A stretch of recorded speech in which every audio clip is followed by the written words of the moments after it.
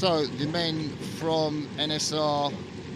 Oslo on this near side of the course.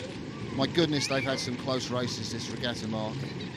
Yeah, this is another one I think is coming. These guys had yesterday off. These athletes rested yesterday because they raced on Friday. There just doesn't seem to have been much between them throughout the regatta. And you've definitely got the top two crews in this event racing it out in this final. Here we see the men from Thames Rowing Club, coached by Jamie Brown. And they have had, I guess, nothing's easy in the Wyfolds. It's such tight racing, but I guess you could say they haven't had as many close finishes as the guys from Norway. So it's the final of the Wyfold Challenge Cup. Thames Rowing Club at the top of your picture, N.S.R. Oslo, Norway. On this island side, the right-hand side of your picture, this is going to be a real barnstormer. Sven Ole Molstad Nicholson has got his hand up. Now it's down. Oh, she held him a long time there, didn't she? Yeah, that makes it always difficult and a bit rocky, a bit uncertain because you may have lost the grip on the water, but great to see both crews off cleanly. Men from Oslo row on the Arogun Fjord there in Oslo, coached by Halvor West. I was talking to him today, and he's really pleased with his crew's progress. You know what he was telling me, Mark, was that in the run-up, he said, you never get any good strokes at Henley. These guys are so experienced. They've raced Thames Cup, they've raced Wyfold Challenge Cup. But he basically didn't tell them. They changed their pitch from -4 to +4, and they wouldn't tell him for an outing, and they had to cope with whatever pitch they had. And he said that really prepared them for the difficult conditions at Henley.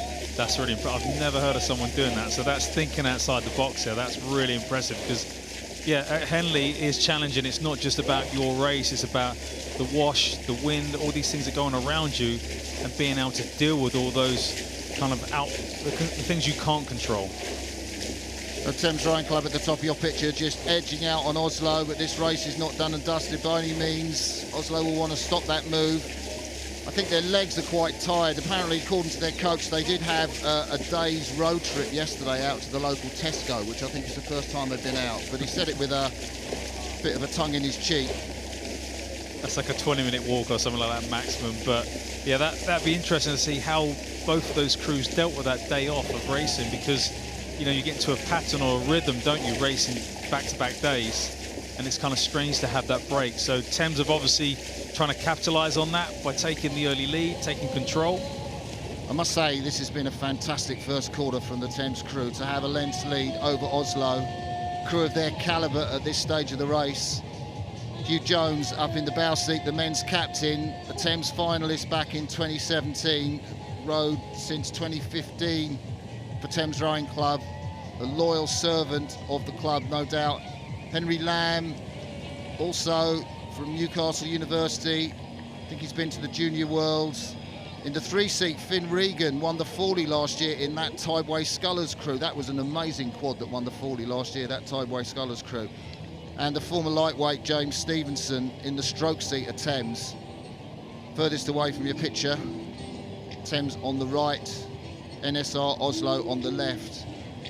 So given the races that they've had, which have been so tough, they lost by a canvas, or they won by a canvas from Upper Thames Rowing Club in the semi-final. They won by just 3 feet from Marlow on the Friday. I mean, have they got another race in their legs, Mark? Yeah, that's two big finals back-to-back, and with today a third. So that's yeah, to do that is very challenging, but that's what's uniqueness about the regatta, isn't that? Back-to-back racing, being able to recover so you can go and do it all again. But Thames have really gone out and dictated this race and taken it from the first stroke, but also worrying have they taken too much.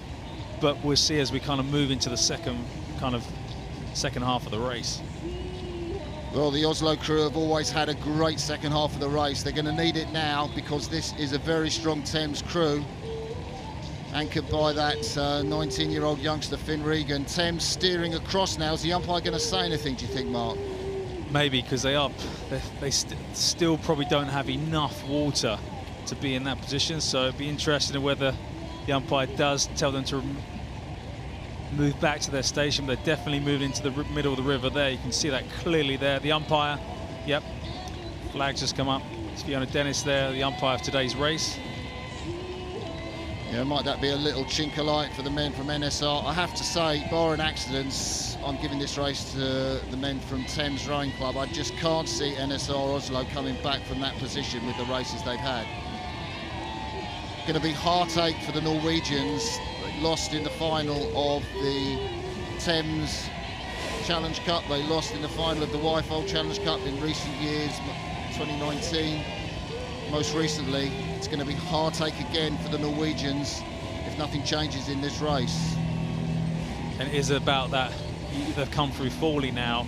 It's between here and those kind of enclosures. They have to get back in contention. Otherwise, Thames are really going to enjoy that kind of row for the regatta enclosures.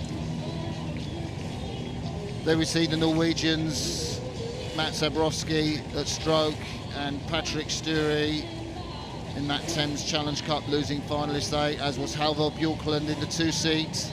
And then furthest away, Sven Ole Molstad Nicholson, the 30-year-old. These guys are all working.